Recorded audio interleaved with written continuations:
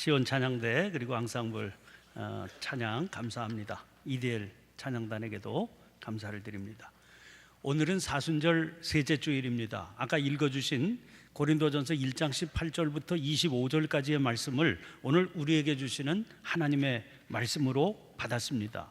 읽으면서 아시겠지만 이 본문에서 자주 등장하는 단어가 지혜입니다. 전체 본문이 8절인데 이 지혜라고 하는 단어가 9차례나 등장하고 있습니다. 일반적으로 지혜 그러면 이 단어는 긍정적인 의미를 지닌 단어지요. 예수님께서도 너희는 뱀같이 지혜롭고 비둘기같이 순결하라고 하셨습니다. 누가복음 16장 첫머리를 보면 불의한 청지기의 비유라는 비유가 등장합니다. 청지기가 자기 재산을 낭비한다 하는 소문을 주인이 듣고 청지기에게 해고 통고를 합니다. 지금까지 편히 살던 청지기에게 날벼락이 떨어진 거지요. 급해진 청지기가 꾀를 냅니다. 자기가 가지고 있었던 빚장부를 펼쳐보면서 빚진 사람들을 하나씩 불렀습니다. 그리고 빚 증서를 고쳐서 닥치는 대로 깎아주었습니다. 나중을 도모하기 위해서 어차피 자기 게 아닌 재물로 인심을 써둔 거지요. 이것은 옳지 않은 행동입니다. 그래서 비유의 제목에도 불의한 청지기라고 표현이 붙게 된 겁니다. 그런데도 주님이 말씀하십니다. 16장 8절입니다. 주인이 이 옳지 않은 청지기가 일을 지혜 있게 하였으므로 칭찬하였으니 이 세대의 아들들이 자기 시대에 있어서는 빛의 아들들보다 더 지혜로움이니라. 그리고 오해하지 말아야 됩니다. 불의한 것을 칭찬한 게 아닙니다. 일을 지혜 있게 했다고 칭찬하신 겁니다. 그런데 여기에서 알 수 있듯이 문제는 이 지혜가 불의하게 사용되었다 하는 사실을 주목해 볼 필요가 있습니다. 그 불의함까지 칭찬할 수는 없는 것이니까요. 그런데 사실 이런 경우가 얼마나 비일비재한지 알 수가 없습니다.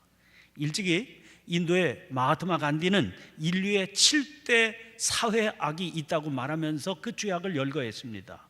그것은 원칙 없는 정치, 노동 없는 부, 인격 없는 지식, 도덕성 없는 상업, 인간성 없는 과학, 희생 없는 신앙, 양심 없는 쾌락입니다. 일일이 설명을 하지 않아도 그가 열거하고 있는 것이 왜 악이라고 하는 것인지 우리 금방 알 수 있지 않습니까? 이거 다 인간이 자기의 지혜를 동원해서 구축해 나가는 모든 분야를 망라해서 악이 뿌리를 내릴 수 있다는 것을 알 수 있지요. 그러므로 인간의 지혜에는 반드시 방향을 바로잡아주는 힘이 필요한 겁니다. 그렇지 않으면 인간이 지닌 지혜는 대책 없는 에너지로 분출될 수 있기 때문입니다. 구약성경 잠언서는 지혜의 책입니다. 잠언서에만 지혜라고 하는 단어가 123번 등장하고 있습니다. 그런데 이 잠언의 핵심이 되는 구절이 있습니다. 9장 10절입니다. 여호와를 경외하는 것이 지혜의 근본이요 거룩하신 자를 아는 것이 명철이니라. 그러니까 진정한 지혜라고 하는 것은 거룩하신 여호와를 알고 그분을 경외하는 데서부터 출발한다는 겁니다. 다시 말해서 하나님께 조종간을 맡겨드린 지혜라야 바른 지혜가 되고 생명을 살리는 지혜가 되고 행복한 열매를 거두게 하는 지혜일 수 있다는 거죠. 오늘 본문에서는 일반적으로 긍정적으로 사용되던 지혜라고 하는 단어가 상당히 부정적인 모습으로 등장을 합니다. 그 이유는 고린도 교회의 상황하고 관련이 되어 있습니다. 고린도 교회가 당면하고 있던 가장 큰 문제가 교회 안의 분쟁 문제입니다. 고린도전서를 보내면서 바울이 편지 서두에 안부를 전하자마자 이 분쟁의 문제를 거론하고 있는 것만 봐도 바울이 사태를 얼마나 심각하게 생각하고 있었는지 짐작하게 합니다. 1장 10절입니다. 형제들아, 내가 우리 주 예수 그리스도의 이름으로 너희를 권하노니 모두가 같은 말을 하고 너희 가운데 분쟁이 없이 같은 마음과 같은 뜻으로 온전히 합하라. 이것은 막연한 소문에 근거한 우려가 아니었습니다. 이어지는 11절입니다. 내 형제들아, 글로에의 지편으로 너희에 대한 말이 내게 들리니 곧 너희 가운데 분쟁이 있다는 것이라. 구체적인 사람의 이름을 거론한 것은 그만큼 자기가 정확한 정보를 접했다 하는 사실을 밝히려는 뜻입니다. 바울은 이 분쟁을 없애기 위해서는 이 분쟁의 뿌리에 뭐가 있는지를 찾아내는 게 시급하다는 것을 알았습니다. 그러면 고린도 교회가 분쟁에 시달리게 된 근원적인 뿌리는 무엇이었겠습니까? 1장 5절에서 바울이 살펴보고 있는 그 뿌리의 단초를 찾아볼 수 있습니다. 이는 너희가 그 안에서 모든 일, 곧 모든 언변과 모든 지식의 풍족함으로. 고린도 교회는 자기들의 언변과 지식에 대한 자부심이 대단한 교회였습니다. 그들은 자기들이 지닌 지식을 따라 분별한 내용을 가지고 자기들이 따르고 싶은 지도자를 선택한 겁니다. 그리고 자기들의 선택을 정당화하고 그것을 상대방에게 설득하기 위해서 자기들의 모든 언변을 동원했습니다. 그래서 서로가 그렇게 한 겁니다. 그러니 시기와 분쟁이 일어나게 되는 것은 당연한 결과지요. 시간이 갈수록 그 골은 깊어지기만 했던 겁니다. 바울은 분쟁의 문제를 해결하기 위해서는 이 문제의 뿌리를 보여주어야 한다 생각했습니다. 그것이 분쟁의 현상에 대한 지적은 저 한참 뒤에 있는 3장에서나 등장을 시키고 계속해서 처음부터 지혜의 문제를 거론하고 있는 이유입니다. 그러면 문제의 뿌리가 되는 이 지혜란 뭡니까? 2장 5절을 보면 그것을 사람의 지혜라고 그랬고 2장 6절에서는 이 세상의 지혜 혹은 이 세상에서 없어질 통치자의 지혜라고 그랬습니다. 사실 바울 사도는 그런 지혜의 실상을 고린도에 도착하기 전에 아덴이라고 하는 곳에서 심각하게 경험한 바 있었습니다. 사도행전 17장에 기록되어 있는 제2차 전도 여행 때의 일입니다. 베레아에서 말씀을 전하다가 유대인들이 소동을 일으켜서 그곳을 떠나게 된 바울은 베레아를 떠나 아덴이라고 하는 곳에 도착하게 됩니다. 아덴은 아테네 유명한 철학의 도시였습니다. 이곳은 철학자들로 가득한 도시라서 심지어 장터에서도 변론을 일삼는 철학자들을 쉽게 만날 수 있는 그런 도시였습니다. 바울이 복음을 전하는데 그 복음은 그들에게는 전혀 새로운 것이었습니다. 그래서 흥미를 보이며 더 듣자 그랬습니다. 그들의 인도를 받아 아레오바고 언덕에 서게 된 바울은 자기의 지금까지 지니고 있던 철학적인 지식을 총동원해서 말씀을 전파했습니다. 이것이 사도행전 17장 22절부터 31절까지 수록되어 있는 사도 바울의 유명한 아레오바고 설교입니다. 읽어보면 그 설교의 내용이 대단히 변증적이고 아주 설득력 있는 설교입니다. 그러나 사람들은 이 설교를 듣고 불과 몇 사람을 제외하고는 대부분 그 설교를 조롱하거나 흥미를 보였어도 결단을 내리지는 않고 미루기만 했습니다. 이 일이 바울에게 큰 깨달음을 주었던 것 같습니다. 아덴을 떠나 다음에 도착한 곳이 바로 고린도였는데 고린도를 향해 오면서 바울이 내심 결심한 것을 보면 그 깨달음이 무엇이었는지를 헤아려 볼 수가 있습니다. 고린도전서 2장 1절입니다. 형제들아, 내가 너희에게 나아가 하나님의 증거를 전할 때에 말과 지혜의 아름다운 것으로 하지 아니하였나니. 또 이어지는 4절 5절도 보세요. 내 말과 내 전도함이 설득력 있는 지혜의 말로 하지 아니하고 다만 성령의 나타나심과 능력으로 하여 너희 믿음이 사람의 지혜에 있지 않고 다만 하나님의 능력에 있게 하려 하였노라. 여기 너희 믿음이 사람의 지혜에 있지 아니하고 다만 하나님의 능력에 있게 하려 하였다 그러지 않았습니까? 왜 그랬을까요? 4장 20절 말씀 보세요. 하나님의 나라는 말에 있지 아니하고 오직 능력에 있습니다.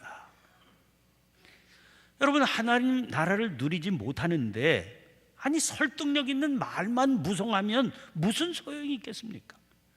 그렇다면 우리는 무엇으로 하나님 나라를 누릴 수 있습니까? 오늘 본문 21절 말씀 보세요. 하나님의 지혜에 있어서는 이 세상이 자기 지혜로 하나님을 알지 못하므로 하나님께서 전도에 미련한 것으로 믿는 자들을 구원하시기를 기뻐하셨도다. 사람의 지혜나 세상의 지혜 가지고는 사람을 설득할 수는 있을 겁니다. 그러나 하나님을 알게 할 수는 없는 겁니다. 하나님을 알게 하고 그 나라를 누리게 하는 능력은 오직 하나님의 지혜일 뿐입니다. 그러면 하나님의 지혜란 뭡니까? 오늘 본문 18절 말씀 보세요. 십자가의 도가 멸망하는 자들에게는 미련한 것이요 구원을 받는 우리에게는 하나님의 능력이라. 그렇습니다. 십자가의 도가 하나님의 지혜인 겁니다. 하나님의 지혜라고 하는 단어가 혹 오해를 불러일으킬 것을 염려했기 때문일까요? 바울은 애써 지혜라고 하는 말 대신에 능력이라고 하는 단어를 함께 사용하고 있습니다. 그러면 하나님의 지혜, 하나님의 능력이 되는 십자가의 도는 뭘 말하는 겁니까? 오늘 본문 22절부터 24절 말씀입니다. 유대인은 표적을 구하고 헬라인은 지혜를 찾으나 우리는 십자가에 못 박힌 그리스도를 전하니 유대인에게는 거리끼는 것이요 이방인에게는 미련한 것이로되 오직 부르심을 받은 자들에게는 유대인이나 헬라인이나 그리스도는 하나님의 능력이요 하나님의 지혜니라. 그러니까 바울이 전한다고 한 십자가에 못 박힌 그리스도가 십자가의 도요 하나님의 지혜요 능력인 겁니다. 이것이 표적을 구하는 유대인들에게는 거리끼는 것이라고 그랬습니다. 왜냐하면 유대인들은 하나님을 초월적이고 전능하신 분, 역사를 주장하시는 분으로만 믿었기 때문입니다. 옛날 애굽에서 종살이하던 이스라엘을 하나님께서 모세를 보내셔서 가나안 땅으로 인도해내셨죠. 애굽의 바로 임금이 지금까지 종으로 삼고 있던 이스라엘 백성들을 순순히 내어줄 리가 만무하지 않았겠습니까? 그때 바로를 꼼짝 못하게 만드신 분이 여호와 하나님이십니다. 그리고 그렇게 만들기 위해서 보여주셨던 것이 10가지 재앙, 아주 뚜렷하고 분명한 표적이었습니다. 그 두려운 표적 앞에서 천하의 바로 임금도 두 손을 번쩍 들고 항복할 수밖에 없었던 거지요. 하나님께서 보여주신 표적입니다. 그런데 십자가의 도가 뭡니까? 그 하나님께서 무력하게 십자가에 달려 돌아가셨다는 것 아닙니까? 그러니 유대인들이 어떻게 이것을 받아들일 수 있었겠습니까? 십자가의 도가 지혜를 찾는 이방인에게는 미련한 것이라고 그랬습니다. 여기 이방인이란 헬라인을 말합니다. 헬라인은 지혜를 추구하는 백성이었습니다. 그 지혜는 결국 신의 자리에까지 도달할 수 있게 한다. 그들은 그렇게 믿었습니다. 그런데 십자가의 도가 뭡니까? 십자가에 못 박힌 그리스도, 신이신 하나님께서 친히 인간의 몸을 입고 낮고 천한 이 세상으로 내려오셔서 결국에는 십자가에 달려서 비참하게 돌아가셨다. 그거 아닙니까? 그런데 그들로서는 도저히 받아들일 수 없는, 이건 어리석고 미련한 주장이지요. 이것이 어디 입장이 뚜렷한 유대인, 헬라인에게만 해당되는 것이겠습니까? 여러분, 도대체 십자가 형이 뭡니까? 가장 극악무도한 죄인을 매달아서 그 죄에 걸맞는 극심한 고통 속에 사람들 앞에서 죽어가게 만드는 형벌 아닙니까? 그 십자가 형벌이라고 하는 것 자체가 국가가 지닌 권력의 힘이 얼마나 대단한지를 사람들에게 보여주는 형벌입니다. 그 권력의 힘 앞에 개인은 초라하고 보잘것없는 존재일 뿐입니다. 그런데 그것은 인간의 얘기일 뿐이지요. 만약 그분이 하나님이시라면 당연히 달라야 되는 것 아닙니까?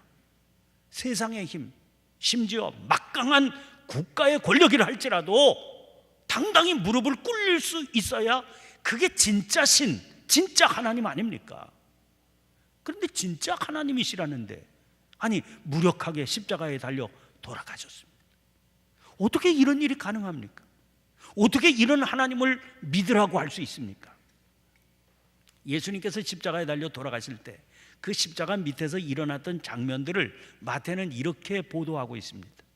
마태복음 27장 39절부터 44절 말씀입니다. 지나가는 자들은 머리를 흔들며 예수를 모욕하여 이르되 성전을 헐고 사흘에 짓는 자여 내가 만일 하나님의 아들이거든 자기를 구원하고 십자가에서 내려오라 하며, 그와 같이 대제사장들도 서기관들과 장로들과 함께 희롱하여 이르되, 그가 남은 구원하였어도 자기는 구원할 수 없도다. 그가 이스라엘의 왕이로다. 지금 십자가에서 내려올지어다. 그리하면 우리가 믿겠노라.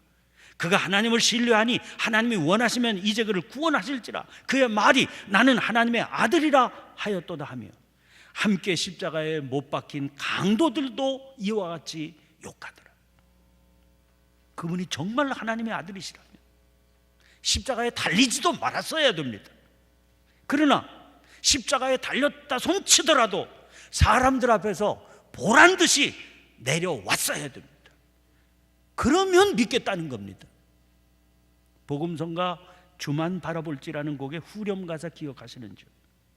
하나님 사랑의 눈으로 너를 어느 때나 바라보시고 하나님 인자한 귀로서 언제나 너에게 기울이시니 어두움의 밝은 빛을 비춰주시고 너의 작은 신음에도 응답하시니 너는 어느 곳에 있든지 주를 향하고 주만 바라볼지라.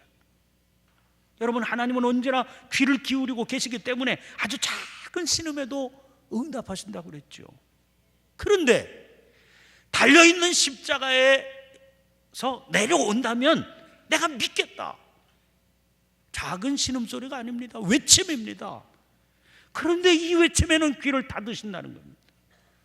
그리고 못 들으신 것처럼 거기서 돌아가십니다. 이게 바로 십자가의 도입니다. 참으로 미련하고 어리석은 모습 아닙니까? 그런데 사랑하는 성도 여러분, 복음서를 통해서 이 십자가의 길을 거슬러 올라가 보시기를 바랍니다.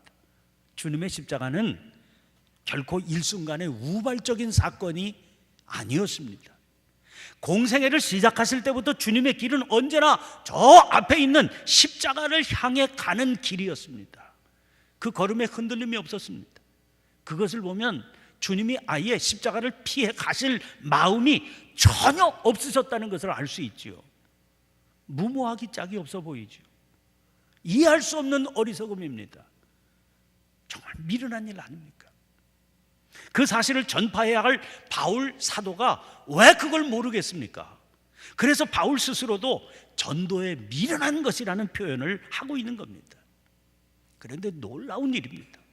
다시 21절 말씀 보세요. 하나님의 지혜에 있어서는 이 세상이 자기 지혜로 하나님을 알지 못하므로 하나님께서 전도에 미련한 것으로 믿는 자들을 구원하시기를 기뻐하셨다. 이 세상이 자기 지혜로는 하나님을 알지 못하기 때문에 하나님께서는 전도에 미련한 것을 택하셨다는 거예요. 그 믿음으로 십자가에 못 박힌 그리스도를 전하니 어떻게 됩니까? 24절 말씀 보세요. 오직 부르심을 받은 자들에게는 유대인이나 헬라인이나 그리스도는 하나님의 능력이요 하나님의 지혜니라. 그래서 바울은 자신 있게 선포하고 있는 겁니다. 하나님의 어리석음이 사람보다 지혜롭고 하나님의 약하심이 사람보다 강하니라. 세상은 십자가의 도를 무능한 것으로, 무력한 것으로 봅니다. 그러나 전도의 미련함은 그런 세상의 시선에 대해서 맞서려고 하거나 설득하려고 하지 않습니다. 거리낀다고 그래도, 미련하다 그래도 묵묵히 그 길을 갈 뿐입니다. 이 길이 구원을 받은 우리에게는 하나님의 능력이 되기 때문입니다. 어리석어 보이는 하나님의 길이 사람보다 지혜로움을 알기 때문입니다. 약해 보이는 십자가의 도가 사람보다 강함을 알기 때문입니다. 사순절 셋째 주일인 오늘은 3.1절 기념주일이기도 합니다. 3월 1일 당일에 이미 신촌 지역 교회들이 함께 모여서 기념 예배를 드리기는 했습니다. 그러나 기념 주일인 오늘 다시 우리는 그 정신을 살펴볼 필요가 있습니다. 왜냐하면 3.1운동의 정신이야말로 세상이 어리석다, 미련하다 하는 십자가의 도와 다르지 않아 보이기 때문입니다. 한글로 된 독립선언문 맨 뒤에 등장하는 공약 3장은 내용이 이렇게 되어 있습니다. 하나, 오늘 우리들의 이 거사는 정의, 인도, 생존, 번영을 찾는 결의 요구이니 오직 자유의 정신을 발휘할 것이고 결코 배타적 감정으로 치닫지 말라. 하나, 마지막 한 사람에 이르기까지, 마지막 한순간에 다다를 때까지 민족의 올바른 의사를 시원스럽게 발표하라. 하나, 모든 행동은 먼저 질서를 존중하여 우리들의 주장과 태도가 어디까지나 공명정대하게 하라. 묵묵히 가야 할 길을 갈 뿐 무력으로 압제하는 일본을 미워하지 않겠다. 이런 아주 단호한 결의가 뚜렷하게 드러나 있습니다. 이런 정신은 공약 3장뿐만 아니라 선언문 전체에 흐르고 있는 정신입니다. 올해가 3.1운동이 발발한 지 99주년이 되는 해입니다. 근 한 세기가 흐른 거지요. 그런데도 압제를 저질렀던 일본 정부의 태도는 오만하고 방자하기만 합니다. 그들은 그 태도로 자기들이 스스로 진리와 생명의 길을 외면하는 존재라고 하는 사실을 역설해주고 있는 셈입니다. 이런 와중에 우리는 이번 평창 동계올림픽에서 감동을 주는 일본인을 만났습니다. 여자 스피드 스케이팅에서 이상화 선수와 맞섰던 고다이라 나오 선수입니다. 이 선수가 86년생이니까 89년생인 이상화 선수보다 3살이나 위인 선수입니다. 고다이라는 올림픽 신기록을 세우자마자 경기장에 응원 나온 일본인 관중들에게 입에 손을 올리면서 이제 다음에 이상화 선수 경기가 남아있으니 좀 조용히 해달라, 그렇게 주문했다는 겁니다. 은메달에 머무른 경쟁자 한국 선수를 진심으로 격려하고 안아주는 모습이나 인터뷰 내내 본인이 나이도 많고 금메달도 땄으니까 거드름 피울 수 있었음에도 불구하고 오히려 이상화 선수를 언니 대하듯 하는 그런 모습을 보여주었습니다. 일본 정부의 오만 방자한 태도는 분노를 일으킵니다. 그러나 힘이 있음에도 불구하고 고다이라 선수의 모습은 일본에 대해서 품기 쉬웠던 부정적인 인상을 씻어낼 뿐만 아니라 오히려 마음 깊은 곳에서 감동과 존경심까지 품게 해줍니다. 고다이라 선수를 보면서 우리의 모습, 십자가의 길을 말하는 우리 믿음의 사람들이 걷고 있는 길은 어떤가를 생각하게 됩니다. 십자가의 길은 신비한 하나님의 능력입니다. 자기의 힘과 권한을 내려놓음으로 무능하고 어리석고 미련한 데서 생명의 기운이 솟게 되는 길입니다. 그 길 끝에서 만나는 그리스도의 죽음은 세상의 악함과 불의와 거짓을 여지없이 꺾어버립니다. 십자가의 길은 2000년 전 예수님께서 골고다 언덕에서 매달린 십자가로 끝나는 길이 아닙니다. 주님의 뒤를 따르는 믿음의 사람들이 오늘도 매일의 삶에서 걷고 또 걸어야 하는 길입니다. 사순절을 보내면서 우리들이 지금 서 있는 길이 과연 그 십자가의 길인지를 확인해 보시기를 바랍니다. 그리고 다시 한번 주님을 본받아 그 길 위에 서기로 다짐하는 저와 여러분, 우리 모두가 될 수 있기를 간절히 축원합니다. 기도를 드리겠습니다. 거룩하신 하나님, 주님을 통해 말과 지혜의 아름다움이 아닌 거칠고 험하고 미련하고 어리석은 십자가의 길을 보여주시고 그 길을 따르라 하신 일깨움을 받게 하십니다. 사순절을 보내는 저희들에게 더 강력한 일깨움이 있도록 도와주시옵소서. 저희의 믿음이 사람의 지혜에 있지 않고 하나님의 능력에 있게 해 주시옵소서. 세상의 소리에 유혹받아 흔들리지 않게 해 주옵소서. 그리하여 십자가의 길을 걸으며 순교자의 삶을 살아가는 가운데 주님의 순결한 신부가 되어 생명 주신 주님께 저희들의 삶을 봉헌하며 살아가게 도와주시옵소서.